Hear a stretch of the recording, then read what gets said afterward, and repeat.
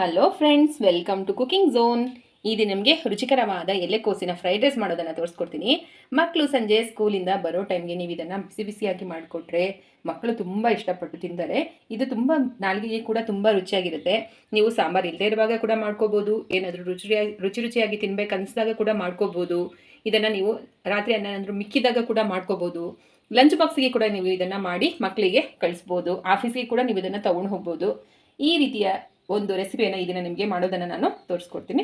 ಮೊದಲಿಗೆ ನಾನು ಎಲೆಕೋಸನ್ನು ತಗೊಂಡು ಅದನ್ನು ಸಣ್ಣದಾಗಿ ರೀತಿ ಕಟ್ ಮಾಡಿ ಇಟ್ಕೊಂಡಿದ್ದೀನಿ. ಇದರ ದಿಂಡನ್ನೆಲ್ಲ ತೆಗೆದುಬಿಡಿ, ಇದು ಹಾಕಿದ್ರೆ ಚೆನ್ನಾಗಾಗೋದಿಲ್ಲ.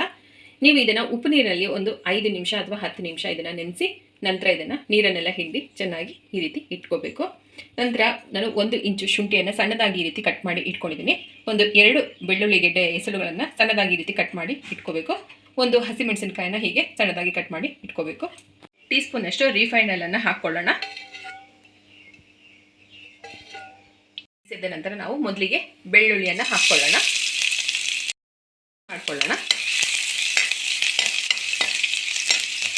ಹಸಿಮೆಣಸಿನಕಾಯಿನ ಹಾಕ್ಕೊಳ್ಳೋಣ.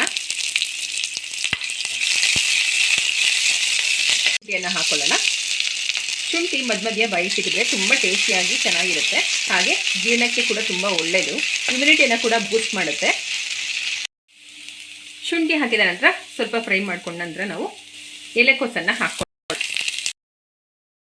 ಎಲೆಕೋಸನ್ನು 1 ನಿಮಿಷ ಫ್ರೈ ಮಾಡಿಕೊಂಡ್ರೆ ಸಾಕಾಗುತ್ತೆ. ಇದನ್ನು ತುಂಬ ಫ್ರೈ ಮಾಡೋದೇನು ಬೇಡ.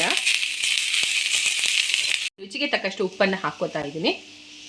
ಎಷ್ಟು ಬೇಕೋ ಅಷ್ಟನ್ನು ಹಾಕೊಳ್ಳಿ. ನಾವು ಹಸಿಮೆಣಸಿನಕಾಯಿ ಹಾಕ್ಕೊಂಡಿರೋದ್ರಿಂದ ಖಾರವನ್ನು ಸ್ವಲ್ಪ ಕಡಿಮೆ ಹಾಕೋತಾ ಇದ್ದೀನಿ. 1 ಟೀ ಸ್ಪೂನ್ ಅಷ್ಟು ಸೋಯಾ ಸಾಸನ್ನು ಹಾಕ್ಕೊಳ್ಳೋಣ. ವಿನಿಗರನ್ನು ಹಾಕ್ಕೊಳ್ಳೋಣ. 2 ಟೀ ಸ್ಪೂನ್ ಅಷ್ಟು ಕೆಚಪ್ಪನ್ನು ಹಾಕ್ಕೊಳ್ಳೋಣ. ಸ್ವಲ್ಪ ನೀರನ್ನು ಚಿಮಿಸ್ಕೊಳ್ಳೋಣ.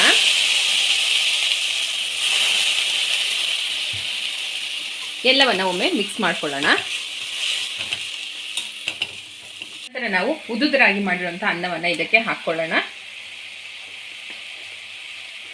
ಈಗ ಎಲ್ಲವನ್ನು ಲೈಟಾಗಿ ಮಿಕ್ಸ್ ಮಾಡ್ಕೊಳ್ಳೋಣ.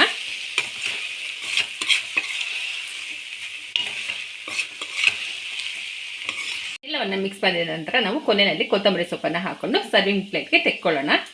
ಈಗ ರುಚಿಕರವಾದ ಎಲೆಕೋಸಿನ ಫ್ರೈಡ್ ರೈಸ್ ರೆಡಿಯಾಗಿದೆ. ಇದು ತುಂಬ ರುಚಿಯಾಗಿರುತ್ತೆ.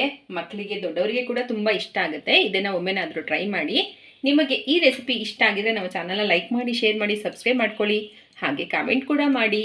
ಹೊಸ ರೆಸಿಪಿಗಳಿಗೋಸ್ಕರ ನೋಟಿಫಿಕೇಷನ್ ಬೆಲ್ಲನ್ನು ಪ್ರೆಸ್ ಮಾಡಿ. Thank you for watching.